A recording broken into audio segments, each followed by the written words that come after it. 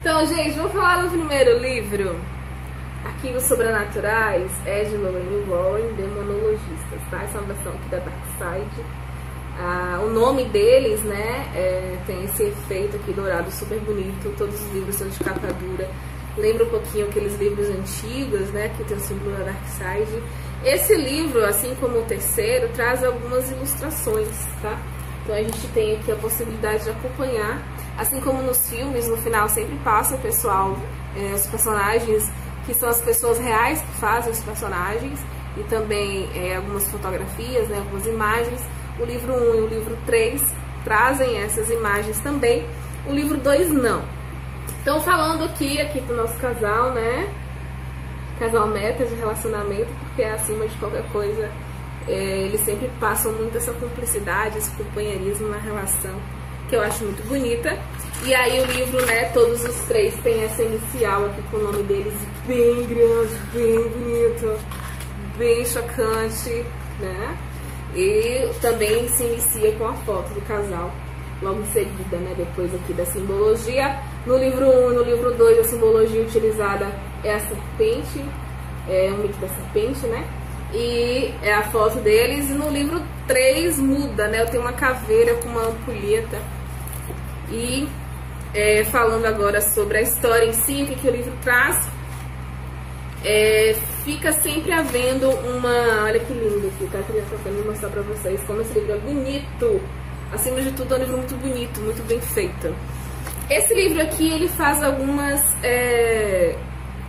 afirmações mais teóricas sobre o estudo da demonologia e fica sempre revezando alguns conceitos sobre o estudo da espiritualidade, sobre essa questão de espíritos humanos e inumanos e casos que eles acompanharam.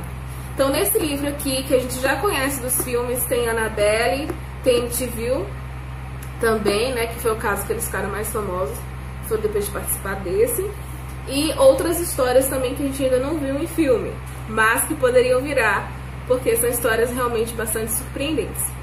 Esse livro quase não aparece muito a Lorraine, é mais o Ed, porque como vocês podem ver, quem é o demonologista da relação né, que eles já faleceram, é o Ed. Então traz bastante teoria, estudos, explicações de situações paranormais, traz muito essa pegada mesmo, assim, de quem estuda várias referências, várias linhas, e ele vai explicando pra gente como funciona esse mundo da espiritualidade, essa questão dos demônios. Eles são católicos, mas eles têm crenças que o catolicismo não defende, né? O Ed mesmo, ele fala muito sobre essa questão de acreditar que existem espíritos que reencarnam e outros que não reencarnam, e a gente sabe que a Igreja Católica não defende essa ideia da reencarnação, né? Pertence mais, por exemplo, ao espiritismo e outras também, outras religiões que acreditam nesse processo, digamos assim, evolutivo do espírito, tá bom? E aí, são vários casos que são contados e várias explicações acerca dessa temática aqui, né? Desse tipo de estudo aqui. E aí, gente, é um livro que eu li rapidamente, eu consumi as informações de modo bastante acelerado, porque é um livro bastante informativo, tem muitas curiosidades. Eu me interesso muito por essa área, esse gênero textual de terror, suspense, é realmente a área que mais prende a minha atenção. Particularmente também eu estudo bastante essa questão da espiritualidade, associada com ciência, física quântica, né? Eu gosto bastante dessa questão do oculto, então já são pesquisas que eu costumo fazer no meu dia a dia. Então o livro me trouxe bastante informação. Para quem gosta dessa temática, para além de ser um livro de um casal famoso que fez filme, também acaba enriquecendo. Também é um livro, digamos assim, quase que de estudo, eu acredito. Dá para fazer bastante pesquisa, anotações acerca dessa temática. E aí, o próximo livro, na linha temporal, deixa eu só ver o ano, gente, que esse aqui foi publicado, que aí vocês vão perceber a diferença entre um e outro. Esse aqui é de 2016, essa edição que eu tenho é de 2016. A segunda, que tem um fato em comum com a terceira, é que enquanto no livro 1 eles contam várias histórias, o livro 2 e o livro 3 contam uma história só, uma história de uma família só. Então é o livro inteiro contando um caso só. O livro 2, eu acho um pouco difícil que vire filme. É uma história um pouco mais densa, um pouco mais perturbadora, da origem desse espírito que assombrava essa família, né? E aí, em relação a ano, a gente tem o livro do ano 2017, né? Um ano logo depois. O autor não é o mesmo. Aqui no livro 1 eu tenho um jornalista, né? Que faz a narrativa, que conta a história, que passa os ensinamentos do casal. E aqui eu tenho personagens que são os próprios membros da família. Personagens que eu digo não fictícios, tá? São personagens reais. E também um jornalista, né, que escreveu o livro em si. A família foi ali contando os fatos e ele foi fazendo a concatenação e contando a história. O livro 2 não traz nenhuma imagem, né? Não tem nenhuma tarjinha preta, não tem imagem nenhuma. Mas é uma história bastante perturbadora de uma família que se muda para uma casa porque o filho dele tem câncer, descobre que tem um câncer. E aí, para poder fazer esse tratamento, morar mais próximo do hospital para fazer o tratamento, eles se mudam para essa casa, alugam uma casa, né, de um valor mais abaixo, uma casa ampla porque a família é grande, mas um valor mais abaixo, como eles já estavam tendo gastos, despesas com o tratamento do filho, eles acabam sendo reféns, digamos assim, da situação, né? Não podendo resolver o problema como, vamos nos mudar. Até porque se você acompanha os filmes de Invocação do Mal, se você acompanha essa saga, vocês já perceberam que muitos contam que a família sai do lugar, mas o espírito não sai da família, né? Acontece esse acompanhamento, onde a família vai, os espíritos vão atrás. E aí, nesse caso aqui do filme, desse livro, já tô confundindo o filme com o livro. Desse caso aqui, desse livro, livro 2, eu tenho a história dessa família que muda para uma casa onde o aluguel é mais barato. E aí eles sabem, né, somente a mãe, depois conta pro pai, só por fim que os filhos descobrem, depois já tá acontecendo vários fenômenos paranormais, que naquela casa funcionava uma funerária. Eles recebiam os corpos, tratavam dos corpos, para que pudessem ser enterrados posteriormente pela família. E aí, gente, o que acontece? O que atrai, digamos assim, essa vibração baixa, que faz com que espíritos inumanos cheguem até esse lugar, né? Que aí eles denominam de demônios, espíritos inumanos, que segundo o casal aqui seriam os espíritos que nunca encarnaram, né? Nunca foram pessoas, mas sempre foram espíritos. E aí eles chamam os demônios desses espíritos inumanos, tá bom? E aí, gente, eles praticavam necrofilia, o pessoal que trabalhava nessa casa funerária praticavam necrofilia com os corpos, né? E aí esse tipo de comportamento, né, doentio, obsessivo, é um comportamento extremamente acabou atraindo aí esses espíritos inumanos mais poderosos. E eles explicam tanto no livro 1 como se fosse uma base para você entender o 2 e o 3, mas eles sempre ficam fazendo essas explicaçõezinhas para caso você não tenha lido o livro 1, você entender o que é afirmado nos outros. Eles explicam quais são os estágios, né, desses espíritos invasores. Tem infestação, momento em que eles fazem acontecer várias coisas dentro da casa, pancadas, barulhos, levitações, objetos que se quebram. As pessoas da família ficam muito irritados, ficam muito agressivos um com o outro, sem explicação nenhuma. E aí acaba se evoluindo, digamos assim, né? Não é evolução positiva, mas o caminho seguido seria esse até chegar à possessão. Porque o objetivo da possessão seria destruir a família, né? Trazer destruição para esse lar, como aconteceu em MTV. No livro 1, inclusive, gente, várias vezes eles contam as histórias de pessoas que atraíram os espíritos para casa, porque eles falam que existem essas duas possibilidades. Ou você atrai fazendo alguma coisa que não deveria, por exemplo, brincar com a tábua Ouija, ou então ele já está na residência e a família que muda acaba sofrendo essa interferência de algo que já estava lá antes deles se mudarem, tá? Então, eles alertam muito sobre isso. Cuidado com livros sobre bruxaria, sobre magia. Você pode estar praticando um ritual ali sem ter o devido conhecimento, invocar realmente coisas que você não queria. Cuidado com essas brincadeiras, né? como a tábua Ouija, né, que serve para comunicação com o mundo espiritual, porque você realmente pode estar ali convidando um ser que não é amiguinho, que não é bonitinho, que não quer seu bem, para prejudicar você.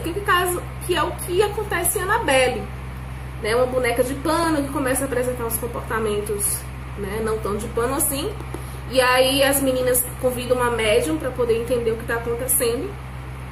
E aí é um espírito mentiroso, enganador, né, que fala que é uma criança, que queria licença para permanecer ali no meio delas, né, que só quer mesmo ficar ali porque é uma criança que está sozinha, se sentindo abandonada.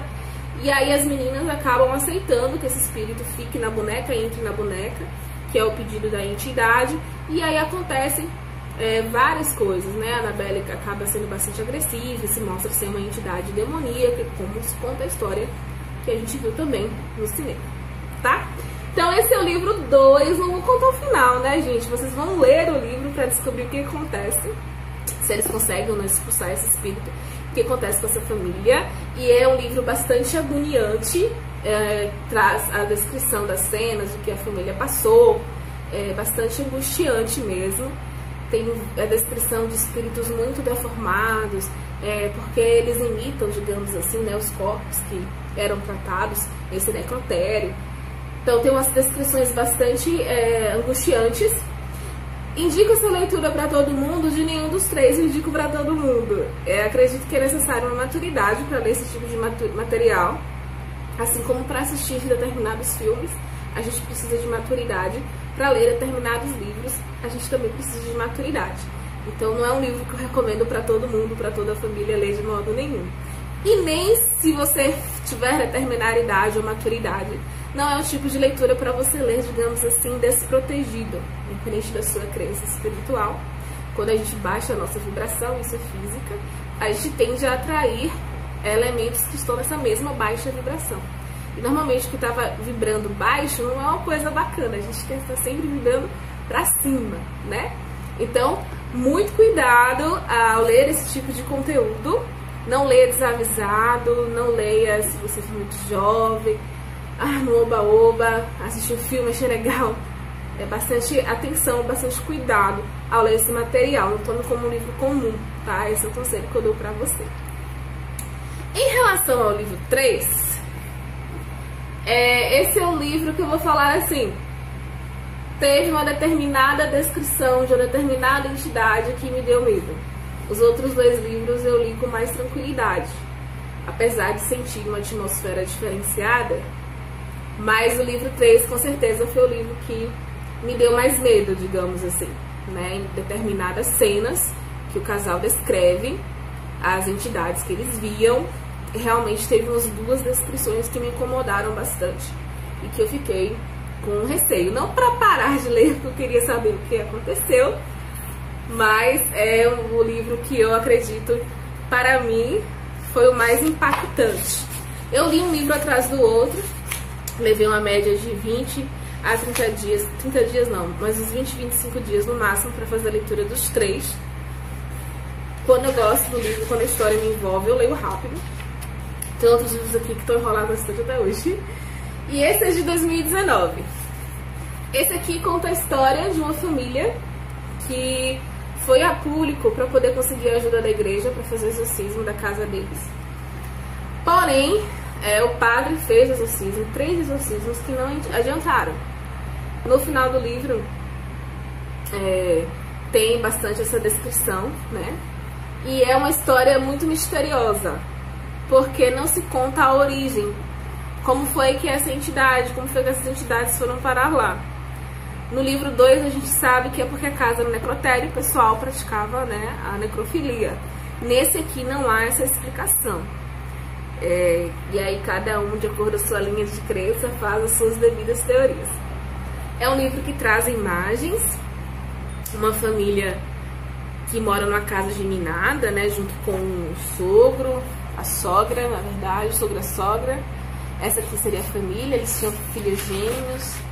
E aqui tem os ambientes da casa, onde eles narram ao longo do livro fatos que vão acontecendo, levitações, pancadas na parede, avistamentos de entidades, de seres que misturam animais com características humanas.